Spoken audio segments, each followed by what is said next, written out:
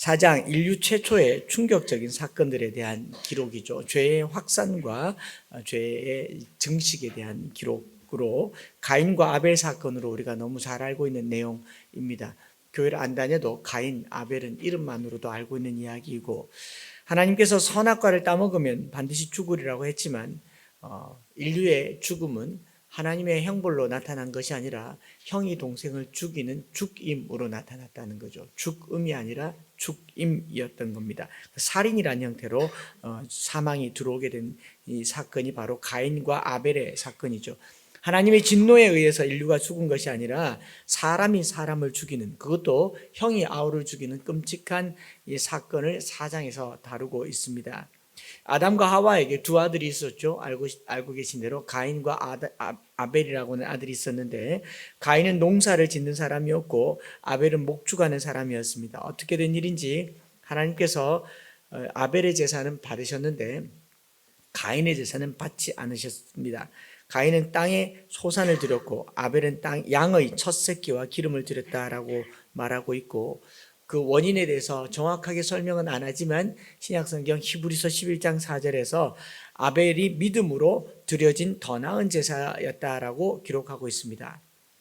짐승을 잡아 드린 제사가 더 낫고 곡식이 더 못하다라는 해석은 사실 여기서는 타당성을 얻기가 어렵습니다. 구약시대 때도 번제, 화목제, 속죄제, 속건제는 짐승으로 드렸을지라도 소제라고 하는 이 민하라고 하는 짐승 제사가 있었고, 또 누가 말하기를 짐승을 잡아서 생명의 피로 속죄를 드렸는데 곡식으로는 못했다라고 하지만 레위기에 보면은 속죄제를 드릴 때 제물이 없으면 곡식으로도 속죄제 제물을 삼았던 기록이 있어서 제물의 종류에 의해서 하나님이 받고 안 받고는 아닌 것이라는 거 알게 됩니다. 하나님 성정 자체가 그렇게 구별하시는 분이 아니십니다. 당장 번제를 드릴 때도 형편에 따라서 송아지, 염소, 양, 그것도 안 되면 비둘기까지, 비둘기도 안 되면 산비둘기, 집비둘기 다 찢어서 펼쳐서 넣으라고 하시는 분이시지, 하나님이 제물의 종류를 따라서 기쁘게 또 혹은 덜 받고 그런 일은 없다고 보는 것이 맞죠. 다만 히브리서 기자는 믿음으로 더 나은 제사를 드렸다고 하는데, 이거 우리 눈으로 확인할 길이 없지 않습니까? 믿음이라고 하는 것은 객관적인 평가가 불가능하기 때문에. 그래서 여기 왜 하나님께서 가인의 제사는 안 받고 아벨의 제사는 받았을까를 따지고 보면 가장 근본적인 문제는요, 하나님 때문이죠. 하나님이 안 받으신 게 문제지 가인과 아벨이 문제였겠는가 하는 생각을 이렇게 뜬금없이 해봤습니다. 제사를 받는 분이 하나님이니까 왜 그 가인의 제사를 안 받아서 이 인류의 끔찍한 사건이 나게 했겠습니까? 그 어린 마음에 상처를 준 거 아닙니까? 그냥 요즘 같은 그래 알았다 됐다 받았다 하고 그냥 가고 난 다음에 버리든지요. 자식들이 선물 가져오는데 마음에 안 든다고 해서 꼭 그 면박에 대놓고 가져가라, 이거 안 필요하지도 않은 거 뭔데 가오노 하고 돌려보내면 그 마음이 얼마나 상처가 되겠습니까? 그런데 그 동생이 가져왔는데 별거 아닌 것 같은데 아이고 이런 걸 가져왔나, 네가 참 잘했다 그럼 그 형이 얼마나 속에서 열불이 나겠습니까? 그렇게 보면 이제 하나님의 신정론, 하나님이 옳은가 하는 질문을 하지 않을 수가 없죠. 이런 상황에서요, 우리가 가인과 아벨을 묵상을 좀 해보려고 합니다. 가인은 이런 상황임에도 불구하고 자신을 돌아봤어야 됐겠죠. 왜 내 제사가 받아들여지지 않는가? 여러분들이 시험 공부를 했는데 성적이 안 오르면 성적 오른 사람을 죽이는 것은 합당한 게 아니죠. 찾아가서 어떻게 하면 성적이 올랐는지, 어느 학원 다녔는지, 무슨 공부를 했는지 물어봐야 되는 거잖아요. 그런데 나는 열심히 했는데 성적이 안 오르고 쟤는 별로 안 한 것 같은 성적이 올랐다고 확 죽여버리는 거죠. 이거는 말이 안 되는 거죠. 그래서 가인은 아벨에게 물어봤어요. 아벨 너 어떻게 제사를 했길래 하나님이 받으셨냐? 내 쌀 한 가마니 줄 테니까 좀 가르쳐줘. 아니면 내 쌀 한 가마니랑 너 양 한 마리랑 바꾸자, 이렇게 할 수 있었겠죠. 그런데 가인은 분노했고 안색이 변했고 고개를 떨고, 원문상에는 안색이 변했다를 고개를 떨구었다, 고개를 떨어뜨리면서 씩씩거렸다라고 이렇게 얘기를 하고 있습니다. 그렇다 칩시다. 분노까지는 할 수 있지만 분노가 당장 살인으로까지 확대될 필요는 없죠. 하나님이 이미 말씀하셨어요. 죄가 너를 원하나 너는 죄를 다스리라 라고 얘기하지 않습니까? 너 안에 분노가 일어나서 동생을 죽이고 싶지만 너는 다스리라 라고까지 얘기를 했습니다. 충분히 가인은 죄를 억누르고 자신을 돌아보고 살펴보았다면 이런 일은 안 일어날 수 있었을 것이다 생각합니다. 여기까지가 우리가 생각할 수 있는 그냥 일반적인 생각쯤 될 것 같고요. 사실 가인이라고 하는 사람을 처음서부터 다시 한번 묵상해 보면 가인, 성경에 표현되어 있지 않지만 그냥 순서상으로 절차상으로 봤을 때 가인은 인류에서 최초로 태어난 존재입니다. 갓난아이로 처음 존재했던 인간은 가인이죠. 아담과 하와는 이미 성인된 상태로 하나님이 만들어서 생기를 불어넣었다면 가인은 날 때부터 신생아로 날 때 다 커가지고 나진 않았겠죠. 신생아로 났고 인류 최초로 태어난 사람이고, 하나님께서 아담과 하와는 직접 지었지만 이 아담과 하와가 동침했다라는 말이 1절에 나오지 않습니까? 동침해서 비로소 아이를 낳은 그 첫 번째 인류 최초의 탄생아 신생아가 가인이라는 거죠. 첫 아들입니다. 그 이름의 뜻도 카나라는 뜻인데 얻었다, 받았다라는 뜻으로 얻었다, 생산했다, 내가 여호와로 말미암아 득남하였다라는 굉장히 희망차고 기쁜 단어가 가인이에요. 우리 머릿속에는 살인자 가인이 임박혀 있지만 인류 최초의 탄생아 가인은 하나님으로부터 받았던 선물인 거죠. 선악과를 따먹으면 반드시 죽으리라고 말씀하셨던 그 말씀을 듣고 에덴 동산에서 쫓겨난 아담과 하와는요, 매일매일 불안한 삶을 살았어요. 죽으리라 그랬는데 자고 일어나면 살아있고, 죽으리라 그랬는데 자고 일어나면 살아있고, 언제 죽을지 모르는 삶을 매일 살고 있으니 얼마나 불안했겠어요. 그러던 중에 아담과 하와가 동침하여 첫 아들을 낳았으니, 야, 어쩌면 살 수도 있겠네? 어쩌면 잘하면, 하나님께 잘 보이면 어쩌면 살지도 모르겠다는 희망을 가졌던 그 희망의 상징이 가인이었을 거예요. 그러지 않겠습니까? 여호와로 말미암아 얻었다. 하나님이 인류에 처음 주신 선물과 같은 존재였고요. 그래서 내가 여호와로 말미암아 득남하였다라는 표현을 썼고요. 또 이전에 아이를 길러본 기록이 하나도 없고 아이를 길린 사람의 데이터를 본 적이 없으니까 아담과 하와는 아이를 보면서 매일매일 신통방통했을 겁니다. 똥 싸네? 뭘 먹여야 될까? 이빨도 없는데 막 나뭇가지 꺾어다 입에 집어넣고 그랬을 수도 있을 거예요. 별의별 시행착오를 통해서 이 아이를 길렀던 이 순간들을 생각해 보면 참 익사이팅했겠다 생각하지 않을 수가 없습니다. 그 이름이 가인입니다. 그런데 그런가 하면 둘째 아들 아벨은요, 그냥 아벨이에요. 이름의 뜻이 없어요. 히브리 말로는 헛되다, 허망하다, 입기운과 같다 이런 뜻을 가지고 있지만 이 본문상에 어찌하여서 이 아이를 낳게 되었으며 이 아이의 이름을 어떤 연유로 지었는지에 대한 배경 설명이 하나도 없습니다. 그리고 단지 이렇게 말합니다. 아벨은 양치는 자였다. 양치기와 농사 짓는 사람의 이 경제적 가치는요, 조금 고대 사회로 거슬러 올라가서 연구해 볼 필요가 있습니다. 이 창세기 4장 당시에 태어난 존재하는 존재들은 육식이 허락되지 않은 상태입니다. 육식은 노아 홍수 이후로 짐승을 잡아먹는 게 허락됐어요. 즉 아벨은 양을 쳤는데 양을 먹을 수 있을까요? 육식 자체가 안 됐습니다. 양은 이 아벨과 가인, 아담과 하와가 살던 시대에는 아무런 경제적 가치가 없는 존재예요. 단지 털을 깎아서 옷을 만들 정도가 될 수 있었을까? 혹은 하나님께서 지어주셨던 가죽옷의 용도로 쓸 수 있었을까? 아니면 대부분은 짐승을 잡아서 제사로밖에 쓸 수 없었던, 그게 아벨이었고, 가인은 농업이죠. 이 본문을 처음 대하던 출애굽 당시에 이 이스라엘 백성들은 애굽에 400년간 종노릇 하면서요, 애굽의 주 사업은 농업이었습니다. 나일강 하구를 끼고 있는 광대한 비옥한 땅을 가지고 있었기 때문에 고대 사회에서 농업은 화이트 칼라고, 고센 땅에서 양을 치던 이스라엘 백성들은 블루 칼라였죠. 백정과 같은 존재였습니다. 그러니까 아벨은 사회적으로 경제적으로 아주 열악하다는 것이 가능한 해석이고, 가인은 아주 건강하고 건장한 경제 생활을 하고 있는 아들이라는 것이 가능한 해석인 것이죠.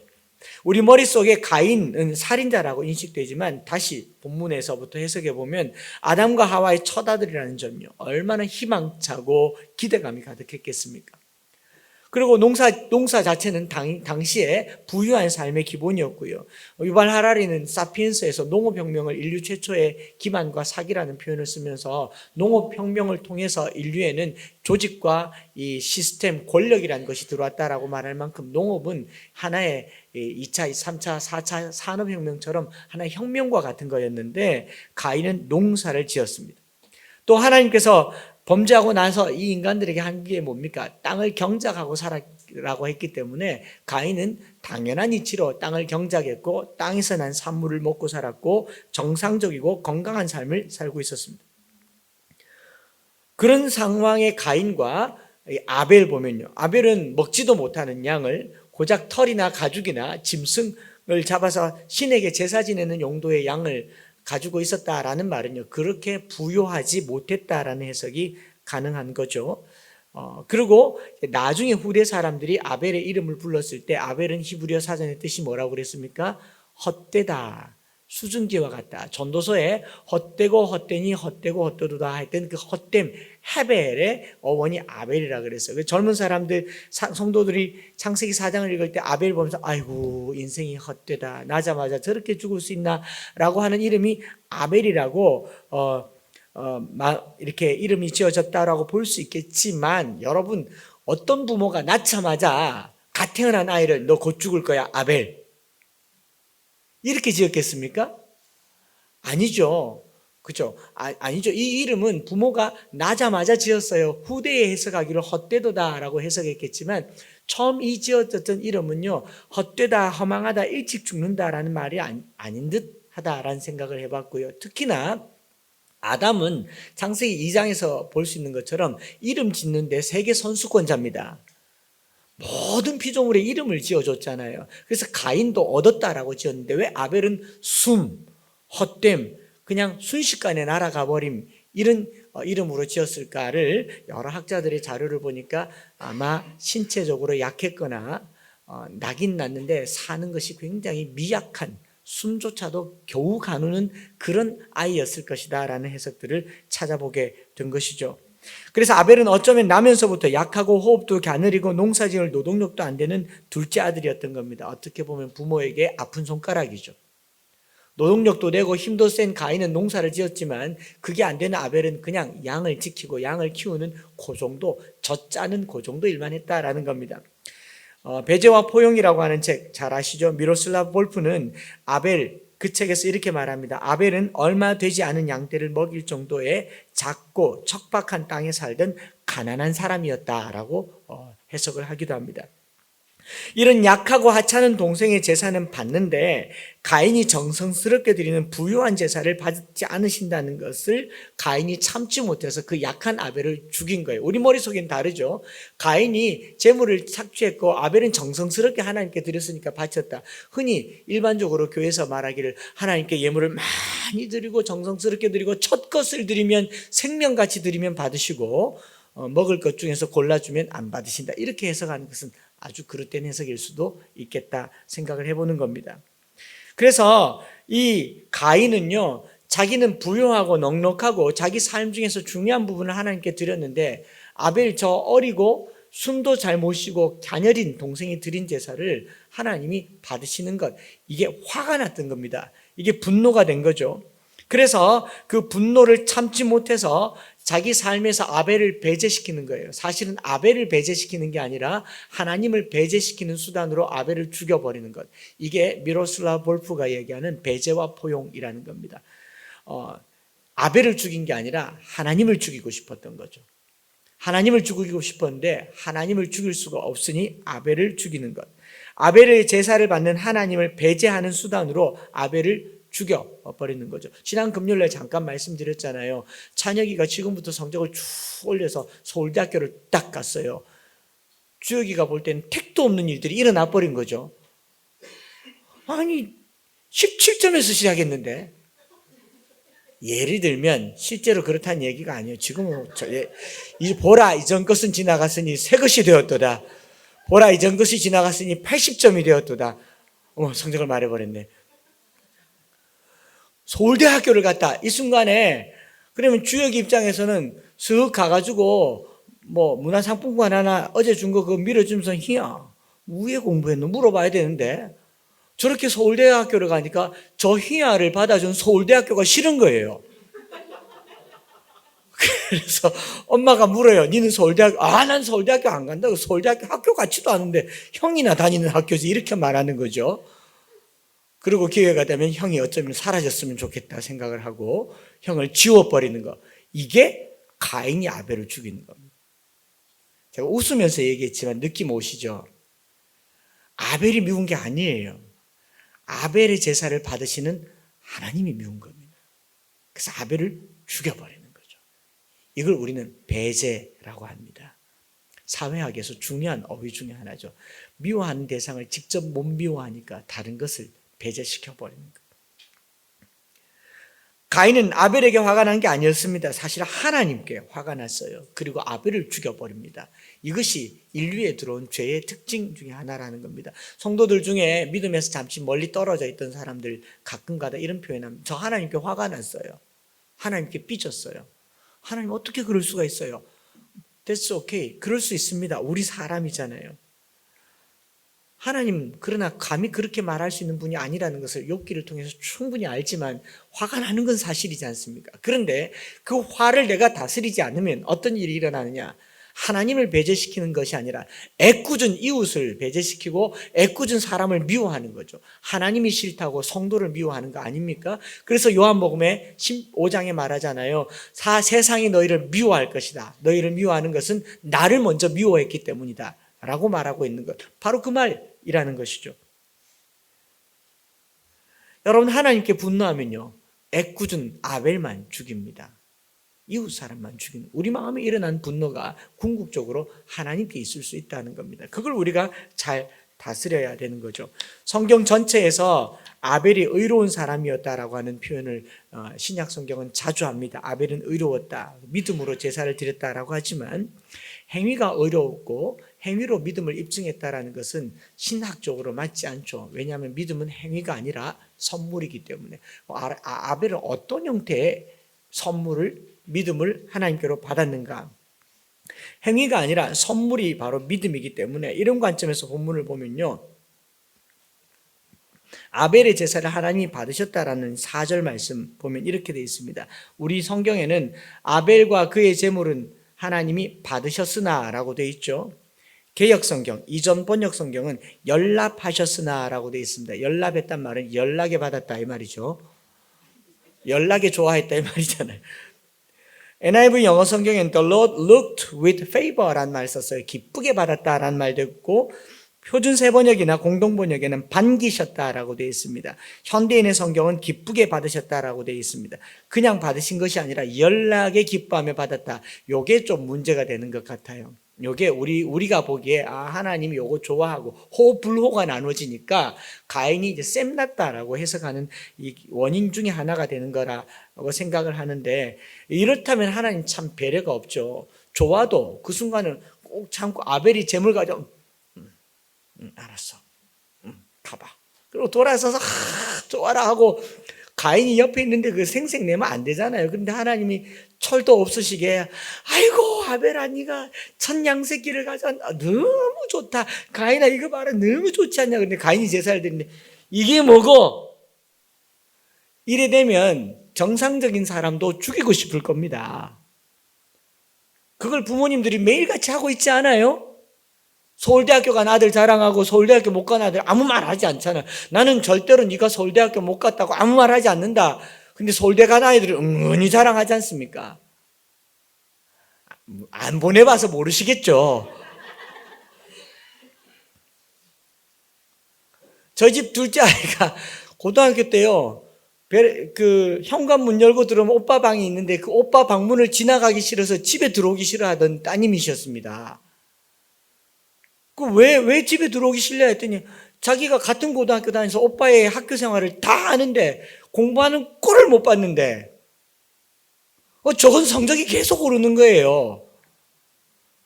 그리고 엄마 아빠가 절대로 아들은 공부를 잘한다 이런 말 안 했어요. 절대로 편애를 안 했는데 자기는 편애를 받고 있다고 생각합니다. 저 인간만 사라지면 좋겠다 이런 생각을 하면서 고등학교 시절을 보냈답니다. 하나님께서 아무리 편애를 하지 않는다고 해도 부모님들이 아무리 편애를 하지 않는다고 해도 눈길이 다르지 않습니까? 이름 부를 때 인터네이션 보면 알아요. 저희 아내가 아들 부를 때 보면 아람 아들 이렇게 불러요. 딸은 이름은 공주예요. 공주 그래 불러요. 누구를 더 사랑하겠습니까?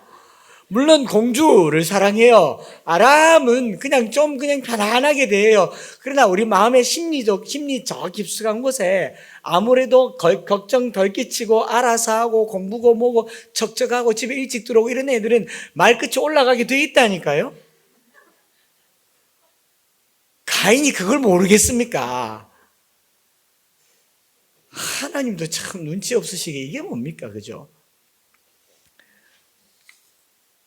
그런데 여기까지는 우리 인간적인 해석이고 조금 더 본문을 보면 히브리어 원문은요 다르게 되어 있습니다. 히브리어 원문은 샤아라는 표현을 쓰는데 받으셨다는 말 샤아라는 표현을 쓰는데 영어 성경에는 RSV나 다른 영어 성경에는 pay attention이라는 표현을 씁니다. regard라는 표현을 써요. 돌보셨다, 고려하셨다, 지켜보셨다 이렇게 쓰세요.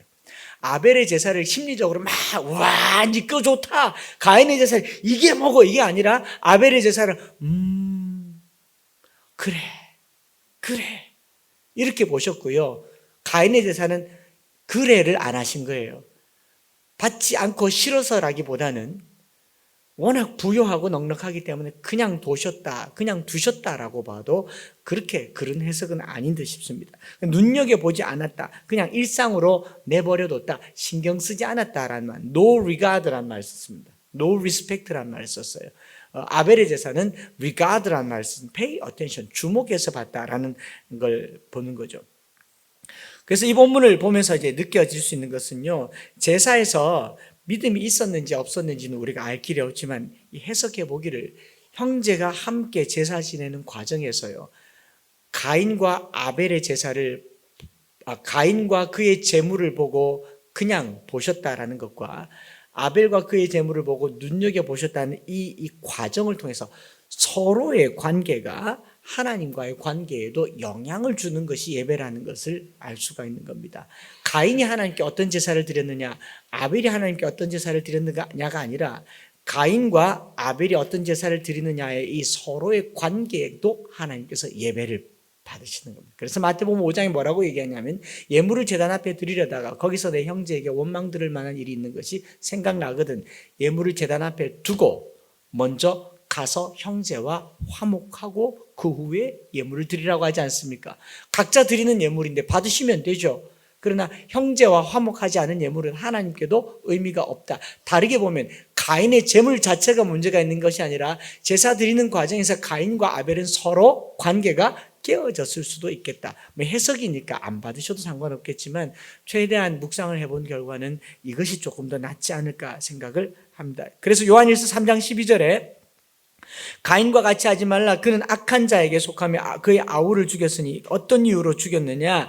자기의 행위는 악하고 그 아우의 행위는 의로움이라. 자, 의와 악을 대조하는 거예요. 선과 악을 대조하는 게 아니라 의와 악을 대조했습니다. 의라는 말, 신약에서 디카이오시네, 구약에서 츠다카라고 하는 의는 바른 관계죠. 아벨과 하나님과의 관계가 바른 것을 깨려고 하는 것을 악이라고 하는 거예요. 이게 싫은 거죠. 이게 싫은 거죠. 그래서 아벨과 하나님과의 관계는요, 자신의 약함과 연약함 까닭에, 호흡처럼 약한 이 인생인 까닭에 하나님을 의지할 수밖에 없고 형의 도움을 구할 수밖에 없던 미약한 존재, 그것을 의로 여겼다는 겁니다. 아벨이 어떤 선한 행동을 했거나 의로운 삶을 살았다기보다 하나님이 아벨을 불쌍히 여기신 겁니다. pay attention 한 거예요. 그를 더 눈여겨본 겁니다. 그럼 이 상황에서 가인의 제사는요, 아벨을 한 번 더 쳐다보는 게 가인의 제사였어야 하는 겁니다. 왜냐하면 하나님은 긍휼히 여기실 자를 긍휼히 여기고 불쌍히 여기실 자를 불쌍히 여긴다고 했을 때 하나님이 긍휼히 여기시는 그 사람에게 내 시선이 머물면 그것이 나의 긍휼이 되는 겁니다. 긍휼히 여기는 자는 복이 있나니 그들이 긍휼히 여김을 받을 것이며, 하나님이 긍휼히 여기는 아벨에게 가인의 시선이 머물렀으면 가인도 받으시는 제사가 될 수 있었을 것이다 라는 겁니다. 그래서 살인 직후에 하나님께서 가인에게 묻죠. 네 아우 아벨이 어디 있느냐라고 물었는데 아벨이 노코멘트를 한다거나 몰라요 라고 말할 수 있는데 버럭 성질을 내면서 몰라요. 내가 아벨을 지키는 자입니까? 라고 말하죠. 이 단어가 중요한 단어죠. 지킨다라는 말, 샤마르라고 하는 단어를 쓰죠. 형이 아우를 지켜야 하는 것이었던 겁니다. 프로텍트 했어야 되는 거죠. 킵 했어야 되는 거죠. 형이 아우를 보호하지 못했다는 것, 이것이 가인의 범죄가 되는 겁니다. 형제와 이웃을 사랑하고 지키는 것이 4장에서 등장하는 하나의 개념이죠. 인간은 근본적으로 서로를 지키며 돌보는 데서 시작된다라는 말입니다. 이 샤마르란 말 창세기 2장 15절에 처음 등장합니다. 에덴 동산을 지으시고 아담과 하와를 그 동산에 넣으시면서 뭐라고 하셨냐면 경작하고 지켜라. 이 지킨단 말이 샤마르입니다. 샤마르. 3장 24절에 두루도는 불칼을 두어 생명나무의 길을 지키게 하였다. 지킨다 말 샤마르입니다. 4장 9절에 내가 아우를 지키는 자입니까? 지켜야 되는 거죠. 그리고 그 한참 뒤로 가보면 창세기 17장 9절에 하나님이 또 아브라함에게 이르시되 그런즉 너는 내 언약을 지키고 내 후손도 대대로 지키라. 여호수아서 1장 8절에 이 율법책을 내뱉어 날 말게 하며 주야로 그것을 묵상하여 그 안에 기록된 대로 지키라. 지켜 행하라. 지켜 행하라. 여기에서 샤마르라는 단어가 나옵니다. 샤마르는요, 군사가 성을 지키다, 창고의 곡식을 보관하다, 또 강한 사람이 약한 사람을 보호하다, 또는 말씀을 마음에 간직하다, 이런 것이 샤마르인데, 그러면 아벨에게 가인은 어떤 존재냐면, 형 가인은 이 숨조차도 연약한 아벨을 돌보고 지켜야 하는 사람이 가인이었던 겁니다. 가인의 제사는 제물을 하나님께 드리는 것이 아니라 그 약하되 약한 동생 아우를 돌보는 것이라는 거죠. 창세기 4장에서 신학적으로 해석해서 우리가 얻을 수 있는 교훈이라고 한다면 이것 아닌가 생각합니다. 형제, 공동체는요, 서로 지켜줘야 합니다. 하나님의 말씀도 지켜야 되고 서로를 지켜주지 못한 인류가 살인으로 점철되는 역사라는 거죠. 살인으로 점철되는 역사입니다. 우리가 지켜야 됩니다. 지키지 말고요. 지켜야 됩니다. 서로를 비난하고 험담하고 힐난하면서 지키지 말고 이 말은 누가 알아듣겠나 싶어도 지켜야 됩니다. 프로텍트 해야 되는 겁니다. 고린도전서 13장에 뭐라고 되어 있습니까? 사랑은 모든 것을 참으며 믿으며 바라며 견디는 always protect란 말을 쓰고 있지 않습니까? 이것도 샤마르에 해당하는 겁니다. 사랑인 거죠. 사랑하지 않으면 살인하게 되는 겁니다. 지키지 못하면 살인하게 되는 겁니다. 그래서 가인은 이렇게 해서 지키지 못해서 살인한 살인의 역사로 시작해서 가인 이후로 7세대의 족보를 통해서 그 다음 16절부터 26절까지 가인의 후손들의 이야기가 있는 거예요. 그러면서 가인이 뭐라고 그럽니까? 자기가 동생을 죽였는데 죽이고 나니까 그 죽음을 인류 최초로 봤죠. 툭 건드렸을 뿐인데 죽었을 수도 있고 정말 세게 쳤는데 잘못 쳤을 수도 있겠지만 그 죽음을 보고 두려워하죠. 자기도 죽을까 봐. 그래서 나를 해하지 말게 해달라고 하나님께 구하게 되고 그 후로 뭘 합니까? 자신을 해할까 봐 두려워서 서로를 지켜주지 못하니까 파괴되고 복수당할까 봐 두려운 인생들이 뭘 해요? 성을 쌓고 거기 안에서 안전하다고 거하게 되는 것. 이것이 인류의 문명의 시작이 되는 겁니다. 그리고 그 안에서 안전하니까 음악을 하고 기술을 쌓는 거죠. 16절부터 26절에 등장하는 문명은요, 원초적인 사망의 두려움 때문에 방어벽으로 둘러싼 세상에 성을 쌓아서 도시를 만들고 그 도시 안에서 악기를 연주하면서 마음의 불안을 달래고 무기를 만들어서 자신을 보호하고 상대방을 위협하며 농기구를 통해서 대량 생산을 하여 권력을 쌓아가는 인류의 역사가 가인의 후손들이다라는 것을 16절부터 24절까지 말하는 거죠. 그래서 야발은 목축업의 조상인데 농업을 하죠. 유발은 음악을 하죠. 두발가인은 가인의 두 배라서 두발가인 철기를 만들어서 전쟁 무기를 가꾸었죠. 나아마라고 하는 유명한 여자는 연예인, 쾌락과 환락을 만들게 되는 그 존재 자체가 뭘 말하냐면 인생의 불안과 두려움을 가리는 다양한 방법으로 성 안에 가두어져서 사는 삶, 바로 가인의 삶이다라고 보여주는 겁니다. 그리고 그 삶의 결정체가 뭐냐면 라멕이죠. 라멕의 이야기를 한번 들어보십시오. 23절과 24절에 라멕의 아내들에게 이르되 아다와 실라여 들으라, 내 목소리를 들으라. 라멕의 아내들이여 내 말을 들으라. 나의 상처로 말미암아 내가 사람을 죽였고 나의 상함으로 말미암아 소년을 죽였도다. 그냥 쑥 읽고 넘어가는 거겠지만요, 나의 상처로 말미암아 사람을 죽였고 상함으로 말미암아 소년을 죽였도다. 가인을 위해서는 7배에 버릴진데 라멕을 위해서는 77배로다. 뭐냐면 상처와 상함을 건들면 죽여버리겠다. 째려보면 눈을 뽑아버릴 거고, 헛된 말을 하면 목을 따버릴 거고, 운전하다 클락션을 울리면 박아버릴 거다, 이거잖아요. 상함을 인하여 사람을 죽였고, 그죠? 나의 상처로 말미암아 사람을 죽였다. 가인을 위해서 7배의 벌을 줄 거면 난 77배의 벌을 줄 건데 죽인다라고 말하고 있지 않습니까? 우락부락하게 자신을 만들어서 살아가는 세상, 오늘 우리 세상이죠. 핵무기를 만들어서요, 북한이 뭐라고 합니까? 건들면 터뜨린다 이러지 않습니까? 행여나 여러분 차 몰고 운전하면서 장난삼아 빵빵 3번만 해보세요. 죽을 수 있어요. 지나가는 청소년들에게 담배 피지 말란 말 3번만 해보세요. 죽을 수 있어요. 이게 사회지 않습니까? 가인의 후손들입니다. 서로를 돌보지 못하고 서로를 지키지 못한 사회의 세상의 결론이 이런 세상인 겁니다. 그런데 그 본질에는 뭐가 있냐면 두려움이 있어요. 그런 말 하세요. 겁 많은 강아지가 사납다. 묶어놓은 강아지가 사나워요. 겁이 많거든요. 그래서 사나움으로 자신을 표현한 겁니다. 오늘 이 시대 사람들의 정서 전부 다가 왜 사나워지느냐? 두려워서 그렇습니다.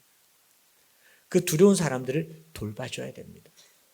그 두려운 사람들을 지켜줘야 됩니다. 아벨의 제사를 하나님이 받으셨다는 것은요, 너도 아벨을 받아라는 말입니다. 우리 주변에 연약한 사람들과 약한 사람들을 샤마를 할 수 있기를 바랍니다. 하나님께서는 그 사람들을 지켜보실 겁니다.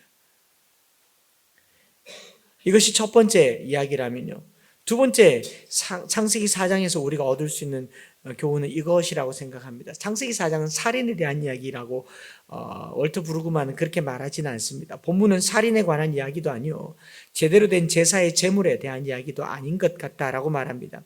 또는 믿음의 제사에 관계된 이야기도 아닐 겁니다. 히브리서는 그렇게 번역하지만 오히려 창세기 4장은 3장에 이어서 매일 우리 앞에 놓여 있는 두려운 선택을 우리가 어떻게 할 것인가를 들려주는 좋은 교훈이 됩니다. 선악을 알게 하는 나무, 그 자체로는 아무 가치도 없죠. 따먹는 순간 범죄가 되고 악이 되는 것처럼 가인 앞에 얼굴을 울그락불그락하게 하고 분노하게 한 이 감정은 수도 없이 일어나지만, 죄는 내 문 앞에 엎드려졌지만 너는 뭘 하라? 죄를 다스리라. 너는 10번이라도 죽이고 싶겠지만 너는 그것을 다스려라. 하나님께서 범죄해 앞에 있는 우리 인생 앞에 매일같이 죄를 어떻게 다스려야 할지 선택권을 주십니다. 저나 여러분들은 죄를 피하도록 성령을 받은 자가 아니라 죄를 안 지을 선택을 하도록 주님께서 명령하셨어요. 죄를 지을 수도 있고 안 지을 수도 있습니다. 살인을 할 수도 있고 안 할 수도 있는 거죠. 매일 앞에 마주치게 되는 이 사랑과 증오, 종이 한 장 차이입니다. 지혜와 간교가 종이 한 장 차이인 것처럼 사랑과 증오도 종이 한 장 차이고요, 사랑과 살인 사이도 종이 한 장 차이입니다. 내 안의 분노와 욕구를 얼마나 잘 다스려야 하는가를 주님께서 말씀하고 있어요. 하루에도 수십 번씩 이런 일들이 있습니다. 매일같이 우리는 눈앞에 이런 살인의 욕구가 있어요. 동산 중앙에 실과가 있는 것처럼요, 가장 미운 사람, 가장 죽이고 싶은 사람이 곁에 있다는 것을 잊지 마세요. 이게 좋은 사람 같지만요, 돌아서면 때려 죽이고 싶은 사람들이 여기 있는 겁니다. 차마 말은 못하겠지만 은근히라도 사라졌으면 내 인생의 새로운 기회가 빨리 찾아올 수도 있을 것이다. 안 하겠지만 가장 가까운 곳에 형제에게서 살인이 시작되고요, 선택이라는 상황이 아주 멀리 있지 않고 가까이에 있고, 그런 선택은 우리로 하여금 끔찍한 결과를 가져올 수가 있습니다. 특히나 예수님께서 이 본문을 이렇게 말씀해 주셨죠. 살인하지 말라고 가르치시면서 왜 형제를 거론하셨을까요? 살인하지 말라. 누구든지 살인하면 심판을 받게 되리라 하였다는 것을 너희가 들었으나 나는 너에게 말하노니 형제에게 노하는 자마다 심판을 받게 되고 형제를 대하여 나가라는 자는 공회에 잡혀가게 되고 형제에게 미련한 놈이라는 자는 지옥북에 들어가게 되리라. 형제라는 말 안 쓰면 얼마나 좋았겠어요. 원수라는 말을 썼으면 좋았지 않겠습니까? 살인은 멀리 있지 않습니다. 가까이 있어요. 형제 있습니다. 살인과 형제 사랑도 종이 한 장 차이입니다. 이 본문을 출애굽한 1세대 광야의 1세대 사람들이 창세기 4장을 읽었다고 생각해 보세요. 애굽에서 벗어난 노예 출신 히브리인들이 광야에 60만 명이 있습니다. 형제가 연합해서 동거하는 그 아름다운 모습일까요? 중구난방 막 시끌벅적 출애굽은 했지만 질서도 없고 온통 시끄러웠겠습니까? 2번이었겠죠. 그러니까 모세가 매일같이 재판했잖아요. 매일같이 재판하니까 장인들로가 야 이러면 안 되겠다. 1000부장 세우자, 100부장 세우자, 50부장 세우자 조직을 했잖아요. 송사 때문에 진도가 안 나가던 게 이스라엘 백성들입니다. 이 백성들이 이 본문을 딱 대했을 때 어떤 느낌 들었을까요? 아, 나도 살인자가 될 수 있겠구나. 온갖 자기 밥그릇 챙기는 이 이기적인 사람들 속에서요, 바쁜 경쟁적인 사람들이 모여있는 속에서 우리도 살인자가 될 수 있다는 생각을 갖게 합니다. 멀쩡하게 앉아있겠지만 이 중에 형제들로 남매로 자란 사람, 두 가족 이상 자란 사람들은 한 번쯤은 마음 한켠에 동생이나 형이 없어졌으면 좋겠다, 좋았겠다라고 생각하면서 사춘기를 보낸 사람들이 없었겠습니까? 아니 잔인하게 사고로 병으로 이런 거 말고 그냥 없었더랬으면 좋았겠다라고 생각해 본 사람 고개 끄덕이잖아요. 누군지 보지 마세요. 공감 가잖아요. 공감하시네. 그래서 시편 133편 말씀으로 오늘 예배를 시작한 겁니다. 형제가 연합하여 동거하며 어찌 그리 선하고 아름다운고. 그리고 그 결과는 영생이로다. 지금 광야 상황에서 이 본문은요, 함께 길을 걷는 동료들에 대해서 서로 조심하게 만들고 서로를 돌보게 만들고 분열과 소외 속에 살아가면 안 된다는 것을 가르치면서요, 서로 샤마를 하라고 얘기합니다. 살인이 아니라 서로 샤마를 지켜주라고 얘기합니다. 교회가 서로 지켜주는 공동체가 되기를 바랍니다. 성도들이 서로를 지켜주고 보호해주는 공동체가 되기를 바랍니다. 창세기 3장에서는 하나님이 아담과 하와에게 가죽 옷을 지어 입혔다면 4장에서는 너희가 너희를 지켜줘라 라고 얘기를 하는 거죠. 생각보다 성경에서는요, 형제 간의 갈등을 다루는 본문이 상당히 많습니다. 많죠? 야곱과 에서, 이삭과 이스마엘, 또 암논과 압살롬, 여자들도 라헬과 레아, 다 형제간이잖아요. 지나치게 갈등을 하면서 살았습니다. 신약에는 탕자와 큰아들, 말씀 듣고 순종 안 하던 첫째 아들과 안 듣다가 순종하던 둘째 아들 꼭 둘이 나와요. 하나면 딱 좋았을 텐데 왜 둘이 나오느냐? 하나들이 아닌 왜 둘이 나오느냐? 하나님은 독생자밖에 없는데 우리에게 주시는 교훈은 꼭 둘로 나옵니다. 왜요? 둘은 서로 돌보면서 존재하는 것이고 서로 돌보는 것이 예배가 되는 것입니다. 특별히 대표적으로 신약에서 볼 수 있는 누가복음 15장은요. 탕자의 비유에서 형이 가인과 오버랩되는 것을 볼 수 있습니다. 살인하지는 않았지만 탕자를 보는 탕자 동생을 보는 형의 시선은 가인처럼 분노하고 일컫습니다. 왜냐하면 아버지의 가산을 다 탕진했어요. 저거 때려 죽여도 시원찮은데 들어와서 종노릇 하겠다고 하면 종으로 삼아도 시원찮은데 아버지가 반지 뺏어줍니다. 씻겨주고 좋은 옷 입혀줍니다. 집에서 제일 좋은 고기를 가져다가 잔치를 합니다. 분노가 이글이글거립니다. 누구한테 분노했겠습니까? 아버지한테 분노한 거죠. 왜 아버지는 쟤를 혼내지 않고 저렇게 내버려 두시냐고. 쟤를 사랑하냐고. 저 집 큰 자제부님도 그러더라고요. 혼쭐 내도 시원찮은데 확실히 아빠는 종교인은 종교인인가 보다. 목사는 목사인가 보다라고 하잖아요. 이게 속상하는 거죠. 그렇게 이해가 안 되는 거죠. 그 순간에 우리는 가인이 되고요. 거기서 한 걸음 더 나가면 저거 없어졌으면 좋겠어. 가 되는 겁니다. 그때 아버지가 큰아들의 마음을 돌이켜 주시는 거죠. 아버지 속썩이는 인간, 재산을 다 허비한 인간, 그러고도 뻔뻔하게 돌아와서 아버지 반 지키고 돌아다니는 인간 보고 싶겠습니까? 그게 아벨인 거죠. 우리에게는요, 그런 탕자들이 여기 다 모여 있는 겁니다. 그런 저와 여러분들을 하나님이 품어주셨고 반지 끼워주셨고 용서해 주셨습니다. 그래서 우린 서로 바라볼 때 어떻게 느끼셔야 되는가? 가인이 되어서는 안 됩니다. 돌봐줘야 되고 샤마를 지켜줘야 되고 프라이버시도 지켜줘야 되고 프라이비트도 지켜줘야 되고 개인의 삶들을 과거를 들춰내는 것이 아니라 서로를 덮어주는 사랑, 이것이 주님의 말씀이죠. 아벨이 첫 죽음을 보고 사라졌다는 것, 이게 아벨이 죽은 것을 보고 사라졌다는 것을 충격받은 가인이요, 죽음을 모르는 상황 속에서 그 죽음이 두려워서 성을 쌓고 그 속에 살면서요, 그렇게 한 세대가 끝난 후에 오늘 말씀의 결론이죠. 세 번째로 우리가 나눌 것은요, 셋은 에노스를 낳고 비로소 여호와의 이름을 불렀더라. 무엇이냐? 에노스의 이름의 뜻이요, 기가 막힙니다. 어떻게 이름을 이렇게 못 짓는지 모르겠습니다. 부패하다, 썩다라는 뜻입니다. 아벨도 시원찮은데 부패하다, 썩다라는 이름에 이 에노스라는 이름을 놓고요, 직구는 하나님의 이름을 불렀습니다. 왜 이때부터 하나님의 이름을 불렀겠습니까? 이전까지는 여호와 이름을 불렀다는 기록 자체가 없단 말은 공백기, 휴직이었지 않겠습니까?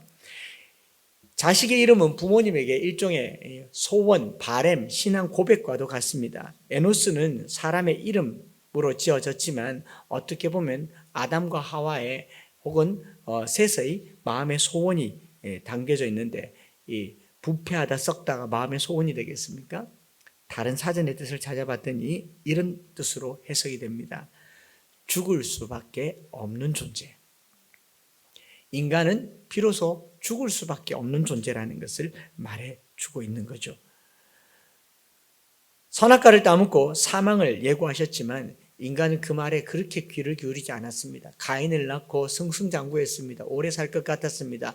연약한 아벨을 낳았는데 숨통 붙여주기도 어려운데 가인이 쳐서 죽이고, 아담과 하와는 심각하게 상심했을 것이고, 한참 지난 후에 셋을 놓고, 그리고 가인의 족보를 보고 가인의 성읍을 보면서 그 셋의 아들 에노스를 놓고 비로소 고백합니다. 인간은 실로 죽을 수밖에 없구나. 그래서 하나님을 의지하며 살아야겠구나. 이것이 오늘의 세 번째 기도 제목입니다. 저와 여러분들요, 천년 만년 살지 않습니다. 땅에서 사는 것 같지만 하루하루 죽어갑니다. 우리는 산다라는 말을 하고 살지만 어떻게 보면 하룻밤 자고 나면 죽음에 더 가까운 삶을 삽니다. 그것이 에노스라는 이름의 뜻입니다. 우리는 죽는다라는 거죠. 하루 자고 일어나면 죽음에 더 가까운 우리의 삶 속에서요, 우리에게 주시는 가장 중요한 교훈은요, 비로소 여호와의 이름을 불렀더라. 성도가 유한한 생명과 유한한 삶을 가지고 살면서요, 영원을 사는 방법을 성경은 말해줍니다. 여호와의 이름을 불렀더라. 그 후에 5장 이야기 계속 죽었더라 8번이나 반복하고 몇 세를 살다. 근데 겁나게 오래 살아요. 900살, 800살, 700살, 600살 오래 사는데 결국은 죽었더라. 딱 한 사람 안 죽은 이야기가 나오는데 그것은 다음 주에 to be continued 하고 끝나려고 합니다. 비로소 여호와의 이름을 자발적으로 불렀다. 이 카라, 불렀다라는 말은 누구를 콜했단 말도 되지만 invite, 내게로 오라고 초청했단 말이 되는 겁니다.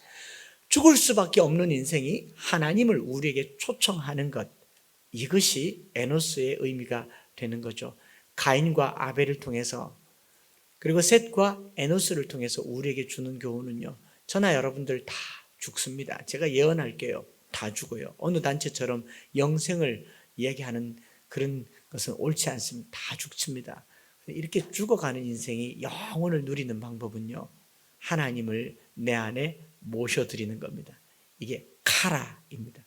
여호와의 이름을 부른다라는 말은 여호와를 내 안에 모셔드린다라는 말이 되겠죠.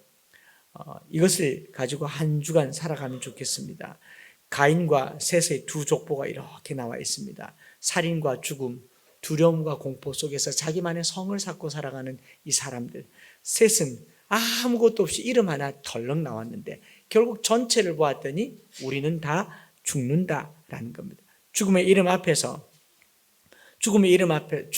현실 앞에서 하나님의 이름을 부르는 것, 한 주간 동안 주님의 이름을 부르는 것, 주여 하는 것 참 소중하다 싶습니다. 지난 주 중에 한 사흘 동안을 꽤나 큰 교회 아시잖아요. 와서 새벽 기도를 인도를 했는데 그 규모나 크기는 그렇게 호감이 가진 않았지만 참 마음에 부러움이라고나 해야 될까? 저거 우리가 했으면 좋겠다 싶은 게 있는데 기도를 참 길고 깊게 많이 해요. 그 큰 교회가 무엇이 아쉬워서 그렇게 기도하겠습니까? 물론 자기들 기도 제목 가지고 기도하겠지만 그들 속에서 우리가 이렇게 큰 시스템 속에서 좋은 말씀을 듣고 좋은 신앙생활을 하지만 그래도 우리는 부르짖어야 산다는 것을 볼 수가 있는 것 같아요. 우리 교회의 점수입니다. 저나 여러분들이 젊어서 나름 지식과 나름 역량을 가지고 한 주간 사는 거 아무 문제가 없지만요. 그러나 당부합니다. 우리 실력으로 사는 거 아니고요. 결국 우리는 죽어요. 그 헛된 인생 속에 우리는 주의 이름을 불러야 사는 겁니다. 비로소 여호와의 이름을 불러야 사는 거죠. 이것이 우리가 해야 될 일이고요. 이 가을에 김현승 시인님은 그렇게 말했지 않습니까? 가을에는 기도하게 하소서. 이거는 정우성 목소리인데 아니군요. 미안합니다. 이게 너무 필요하다는 생각이 듭니다. 우리가 서로를 돌봐야 되면, 죄가 내 앞에 있지만 죄를 다스려야 하며, 그런 헛되고 헛된 인생 속에서 매일매일 주의 이름 부르면서 살아가는 저와 여러분들 되시면서 이 찬양 드리려고 해요. 딱 우리에게 맞는 찬양이라고 생각합니다. 이 세상을 살아가는 동안에 나의 힘을 의지할 수 없으니 기도하고 낙심하지 말 것은 주께서 참 소망이 되심이라.